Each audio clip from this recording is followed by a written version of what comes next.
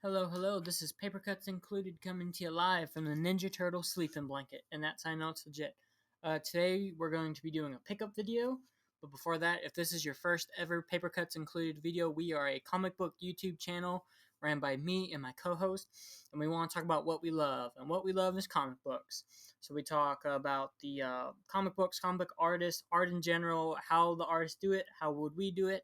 Um, it's ran by me and my two co hosts. We're all working artists in the field. And so we just love to dissect artwork, look them under a technical aspect, and talk about it. Yes, I'll talk about the story, but it's more so a focus on how does the artist do this? Why did they do it? What works? What doesn't? What could we do as growing artists to do it? And to prove I'm a working artist, I'm going to show off some of my art real quick, which I have three pieces I can show real quick. All three of these are work in progress, so don't crucify me in the comments too bad. I'm a printmaker by trade, so I'm working on these two little linoleum prints. One is the Ronin from Frank Miller's Ronin, and one is Neutralizer from the 2012 Teenage Mutant Ninja Turtle series. He's a character from that. I really liked his design, so I'm doing a little print of him. And I believe we're going to be doing a raffle of probably Neutralizer and maybe the Ronin for our 40 subscriber special, which might happen a little bit later next week if we hit it next week, because we're only 2 subscribers away from 40. And if it happens next week, I'm going to be out of town. There'll still be videos every day. I'm filming a bunch in advance, so you don't got to worry about that. But if we hit 40 while I'm out of town, we'll be sure to do it probably that first Friday I'm back. So, we are going to do something. And I'll make a community post about it too once we hit 40, because that is awesome. And then the other print I'm working on is this Humongulous print. I've been rewatching the Mad Max movies, and I really liked his character design. So I'm doing a wood reduction print of him, which I hope comes out really cool. I really like my sketch I did of it. I think it looks really good. It reminds me of one of my co-hosts' style a lot. I could see one of them doing it. Dylan, if you're listening, I could see you drawing this. So it's been real fun, and hopefully I get hopefully I get those two little ones done this week before I go on my trip, and hopefully I get this one done by the end of June. Knock on wood. But no, this is going to be a pickup video, and what these are is it is me talking about what I bought recently, what I found, literally what have I picked up. I like seeing YouTubers talk about stuff like that, so I decided to do it too. And at first, I thought the channel would only be pickup videos, but it's not. We have videos of me doing pickups. We have videos of, probably a third of it is pickups, and then the other 2/3 are me looking at books under the microscope, and hopefully tonight me and my co-host film something again. That's one of our best ever videos. So I think we're going to be looking at Batman Year One tonight. Hopefully, cross our fingers that works. So I guess I'll just get right into it. I got half of these books at a game exchange for $1 each, and then half of these at a antique store for not $1 each, varying prices. But this was a game exchange find. This is a Justice League New Frontier special. Justice League New Frontier is one of my favorite DC books. I watched the movie when I was a kid. It came on Cartoon Network, and so it's always stuck to the back of my mind. I really like the comic. I really like Darren Cook's style and his compositional work. And I didn't know this book existed, but hey, now I have it, and it looks really cool. It's, I guess, just a one shot to be the story, but it's real cool. So we'll start flipping through it. Just, I really like it. His art's really cool. The coloring's really cool. It is that, that vintage comic feel in a new age. This old cartooning style next to a Xbox 360 logo. It's just cool. If you haven't read New Frontier, I highly recommend it. It's, I love it. I'm not gonna say it's one of the best DC or Justice League stories ever, but it's really solid. It's really good. If you like older comics, it's up that alley. If you just like, kind of that campy maybe style, it's not campy, but you'll see what I mean. You're not gonna worry about Dark Side coming in and blowing up everyone, or Batman using pink kryptonite on Superman. It's like just a fun little 60s comic or 50s comic, and the characters match. Batman looks a little vintage. The Martian Manhunter doesn't look like anything special except a green guy. You know, he Darwin Cook does draw his women pretty heavy though, if you know what I mean. But one of the famous things of his Darwin Cook series is the compositional work. A lot of it is these like 3 panel works, which work really well. It's really cool to see him do a whole book in that kind of style. I like it a lot. Um, and something I want to play around with. It's just really cool. His artwork's stunning too. Like I could pick any of his art from a lineup. You know, it's very iconic, and I feel like very underrated. I haven't heard a lot of what Darwin Cook's done besides New Frontier, but he should be there out more. I think he's really good at what he does. I think we could all learn a lot from him. I would put him up there, not close, but in the same room with artists that I like a lot, like Jeff Smith, who did Bone, or Michael Allred, who's done Madman.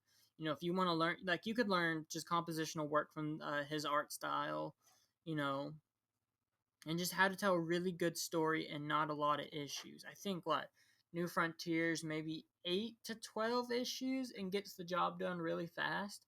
So if you're doing like a little mini series, 12 issues, look at his artwork. He's only doing 3 panels. That's not a lot of leg room to work with, you know.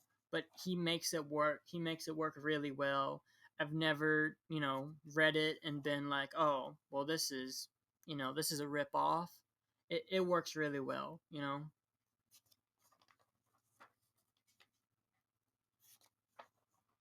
But no, this isn't all of Cook's artwork. A lot of it is, but I believe, is it the last story is. Okay, so this one isn't a Cook either. Okay, but it looks like it. But no, and it's obvious to tell it doesn't follow that 3 panel formula. So we'll just flip through it real fast. But like I said, if you like vintage comics or that vintage comic feel, you know, look at New Frontier. It's really good. I highly recommend it. You get to see a lot of those Golden Age characters, or pretty much all of your Golden Age characters. Green Arrow's flying the Green Arrow like jet, which is cool.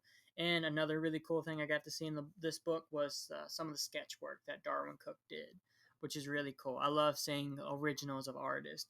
That's the reason I bought my Kingdom Come trade, is because I'd say 2/3 of it are just the process materials, the sketches, the scripts. We'll have to look at that at some point, but that's going to be an undertaking. But no, the art's incredible. Like I said, it's a great, solid story. We get to see storyboards. So if you just want a book you can look at storyboards in, here you go. But no, that is one of the pickups I got. I'm so glad I have it now. It will be in my DC miscellaneous now. But I didn't know it existed, and I'm glad I found it. Like I said, I really like New Frontier. We'll have to look at that at some point. Actually, don't own it. I've just read it all online. So this is my second piece of New Frontier. I have like a random one, almost an ash can version. What's next? Next we got a piece of Zuli art, or just a Zuli book, Witchcraft by Vertigo. We've done some we just finished our Zuli Turtle run, which, maybe I'll link a couple of those in the description if you want to see. His artwork's incredible. Very great figure artist. I'm sure he had to train classically at some art school, and I don't know if he went in to be a comic book artist, but he's a really good one. And let's just look at it. He didn't do the first 3 pages, but it's very obvious what pages he did. Yeah, so not Zuli, not Zuli, not Zuli. Zuli, which I don't know why they, split it like that. I guess since it's supposed to be an epilogue, maybe they thought that'd be interesting. I think it just kind of throws the book off. But Zuli's a great artist. Like, this is the first time I've seen his work in color. The only Zuli I've ever, well, I guess besides the covers on the what you call it, the Ninja Turtle story we just read, and his Puma Blues. Like, I guess I should say I've never seen his work colored interior wise, only ever covers, and it it's good. Like, I think it loses a lot of its sharpness, which I say that about a lot of artists now. You know, Jeff Darrow looks better in black and white. Sin City will always look better black and white. You know, what was another one I was talking about? Yeah, or maybe, I don't know, but a lot of artwork looks, in my opinion, better in black and white. Oh, Frank Quietly. That's another person I was like, yep, he looks better in black and white, which we'll look at in a second. Um, but no, like, but on the other hand, some books look better in color. Like Usagi Yojimbo started off as a black and white book. The color reprints I think look really good. You know, Bone looks pretty good in color. That's what most people have read it as, is in the Scholastic reprints. But Zuli's artwork, I think, is much better in that black and white, like I just said. Oh, let's get past that page so YouTube don't get mad. But no. So this is actually a funny reason I got this book. I kind of only wanted to spend like $10 that day, and I spent like 14, and this was what pushed me over. And I was gonna put the book back because this is an antique store where it's like, and it's a book that I knew if I put back, it'd still be there next time. You know, how many people even know who Michael Zuli is if you're not into comics? You know, and I guess maybe like people who are into fantasy would get this book, but that means they'd also have to dig in long box after long box after long box, which a lot of people don't like to do either. But the person who ran the booth just came up and was asking if we found anything, and I felt so bad. I didn't want to put it back because it was in my hand. I didn't just want to just put it back and be like, oh yeah, no, I didn't find anything. So no, it was I got it, and then he followed me to the register, made sure I checked out with it. So shout out Stan for making an extra $4 that day. He's a nice dude. I just felt like I couldn't put it back. I would feel so bad if I did. And I don't regret it. It's Zuli art. I really like Zuli a lot. I'm building a Zuli collection. We got all the Turts books he did. We have a good chunk of Puma Blues now. Maybe I'll have to dedicate part of a short box to him. Now I'm gonna have to try to find his Tundra sketchbook and his Sandman issues, or maybe just the stuff he did with Neil Gaiman. But his artwork's really dope. You can see when I mean, like, this would look super good in black and white. Like, it would look so much better because you get to see those like almost figure drawing sketch lines. You know, at least that's how it is in Puma Blues. Yeah, let's get past these pages. Yeah, woo. Don't get mad at me, YouTube. But no, his artwork's really good, really refined. Like I said, he had to study somewhere. I don't think he went in to be a comic book artist. I think he just maybe fell into it. But I like it a lot. I'm going to have to do a deep dive into him. If anyone knows, though, comment down below, because I would love to know, like, Zuli's background. Because I don't know pretty much anything about him other than he and Murphy are a great team. But no, maybe once we get more issues of this, we'll have to do a little deep dive into this series and figure out more of it. But no, there is that one. We got I guess we only got 2 more. Man, I thought I got more from this vendor. Oh no, we got 3 more with a great little conclusion. Speaking of Frank Quietly, we got this issue of New X-Men. I want to get more into Quietly. I think his artwork's really good, very sharp, very precise. I compare him to Jeff Darrow a lot, even in the fact that his stuff would look better in black and white. Not this. I think this looks really good in color, but sometimes his artwork, his sharp line work really gets muddied by the coloring.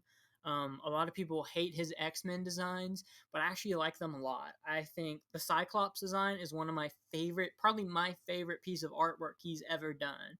And I would love to get that. If I get that issue, that's going to be a wall piece that I put on the wall. I just think it looks really good. I haven't, I've only read Weapon X, and Wolverine Jungle Adventure. Like those are the only two X-Men related pieces of media I have ever read. So if you have a recommendation, put it down below. But I want to read Quietly's X-Men run because I really like his artwork, and I get the gist of X-Men. I'm sure it's really good, you know. Let's look into it more. I really like a lot of his designs.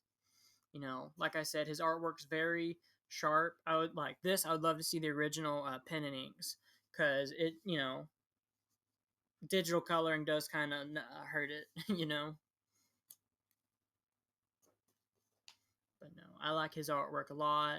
A lot of people, I guess, kind of not that he's done anything crazy, but I'm sure some would call him a controversial artist just because of his designs. But I like it a lot. My favorite book of his is We Three, which we'll have to look at some point because those books are incredible. They're my first ever Frank Quietly books I read, and just really good. Yeah, Yu-Gi-Oh ad, but no, like that's his Cyclops. And a lot of people hate it, and I get why they hate it. Like I say, Quietly's X-Men designs are like futuristic advertisements. You know, their clothes don't look practical at all. They all look like goddesses or gods, but I just like it, you know. I don't know why, I just do, and I want to get the whole run so I can read it.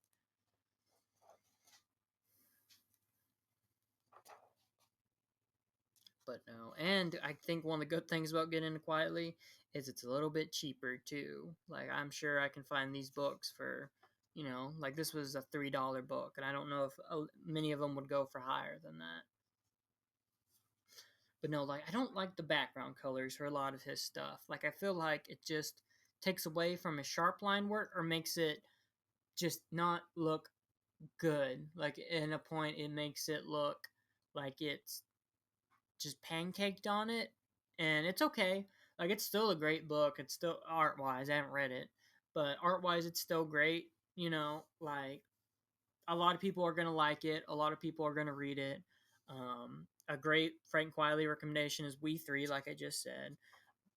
But man, after saying that, sometimes I'm looking at him like, man, did he phone some of these panels in? But no, he's a really solid artist. I think a lot of people would like him. I could see this style of X-Men going down as very iconic because how us younger generations love to, a lot of, I guess the my generation, the one coming after me, are just like the prequels are the best Star Wars media ever. And it's like, yeah, but did you see New Hope? Did you see Empire or Return of the Jedi? No. Oh, okay. But no, I feel like that's how people will think about Quietly's X-Men is they'll just really latch onto it, really like the designs. It looks really cool, or I could be wrong, and people don't talk about comics in 20 years. Who knows? Not me though. I always continue on posting videos, even if I got a kid on my shoulders. But no, that was another pickup. Hopefully YouTube doesn't flag it for this. I don't think it will though. So another Marvel book to my collection. We're getting down to the wire now. I only got two more things to look at, but they're my two favorite pickups I got. I was able to get a book that is usually a little outpriced for me when I find it. I've never read one. I've never watched the TV shows or the movies or what have you, but I'm really glad I got it because now I know I love it. And that being The Tick. I really like The Tick. It is a very fun comic. It is a very fun just universe. I like it a lot. I knew I would like it, but usually it's always like 10, $15 an issue when I find it in stores, and I don't want to take the dive into that. I'm an art student at college. I don't have the biggest budget for comics. So, finding this at a game exchange for what I thought was going to be $1 was a steal, and I'd take that dive. And then once I checked out, they flipped it over and found that 9.99 sticker on the back cover. But whoever was running the counter was like, you know, if we're charging 10, we should have put it in a bag and board. So I'm just gonna charge you $1 for it. So thank you, random game exchange guy. You know, and I'm really glad I got it. Like I said, it made me get into the Tick. I really like it.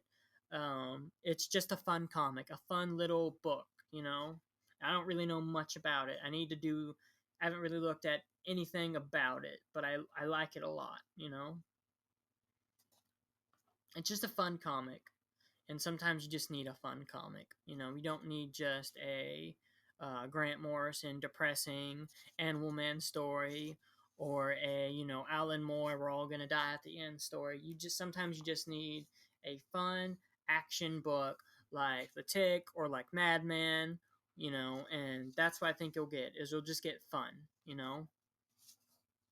And I know this is so wrong to compare it to, but the Tick is as goofy as the Brat Pack as is like atrocious. Like I could see them in the same world for some reason, even though they're such polar opposites of each other. Which Brat Pack's a book I don't think we'll ever be able to look at because a lot of things. But I like the Brat Pack a lot, and it comes with this little mini comic, which is really dope. I wish comics would do more of that. Or just comics would do stuff these days, you know? But no, I'm gonna have to try to track down the rest of this. This is from the first volume, which is super cool. And so I'm gonna have to try to track down the rest and maybe one day try to find a number one. Because, I'm sold on it now. I really like it. Me and my wife actually are starting to rewatch the cartoon because she watched it when she was a kid. I never did. She's a couple years older than me, so I get some things just narrowly missed me. Like she watched Fox Kids. I did not watch Fox Kids. You know, I was a Nicktoon SpongeBob kid where she was a Tick Saturday morning girl. You know, so it's I'm very curious to see where the Tick goes. I think it's really awesome. Like I said, it's a fun book. So if you just want a fun, goofy book that you can just put down and then not read it for a couple weeks or days and come back to it and still have that same energy, read the Tick, or read Madman, or not Bone because Bone get a little sad sometimes, but the Tick is just awesome, and it's I just like it a lot.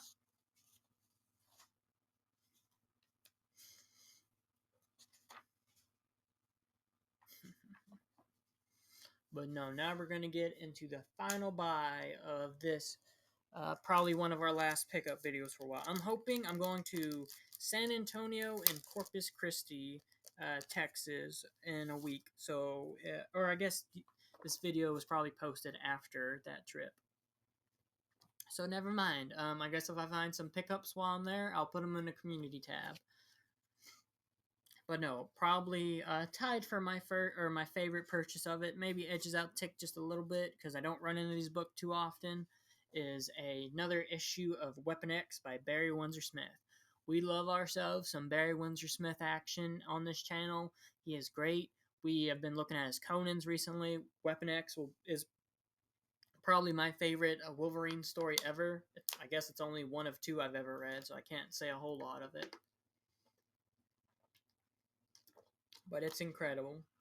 It's great art wise. It's great story wise. I read it for the art more than the story. The story's really good. It does kind of fall flat at the end, in my opinion. But let's look at this so we can prove it. No, just Barry Windsor Smith is amazing at drawing laboratories. If you need some inspiration for drawing an evil genius's hideout, read Weapon X or read Rune. For some reason, I don't know if he was doing Weapon X and Rune at the same time, but they look pretty similar. Does he color it? I think he colors it, right? Does it say?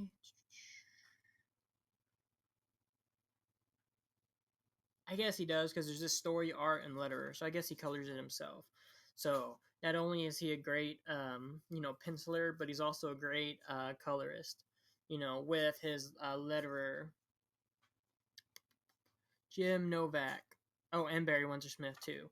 So whoever did the Scree, which I'm gonna go on a limb and say that was BWS. Really interesting typography, really interesting book. We could probably spend the rest of this video. Well, we are gonna spend the rest of this video just talking about this book because it's insane. Like, coming up how to do the skull like that right there. You know, it's insane. I would never think to do that. It's what Wolverine's thinking. This is the origin story of him getting his adamantium claws, and it's really cool.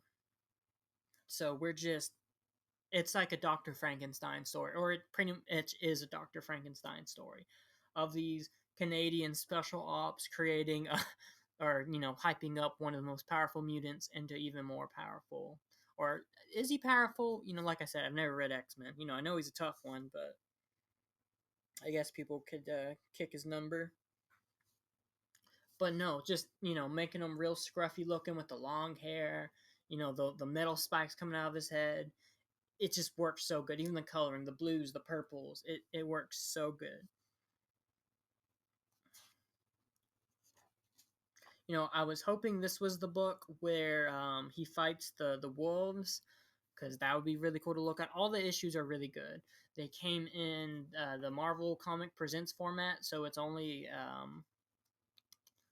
many pages? I guess it's 8 pages at a time. So we're pretty much already at the end of it. We're on page 7. So I guess I should talk more about the book because it's incredible. Everyone should read Weapon X. It's in top 10, top 20. It's in the top 100 books everyone should read. Comic wise, probably even closer to top 30. That'll be a fun video to put together one day. Is top 100 books you should read, but it's great.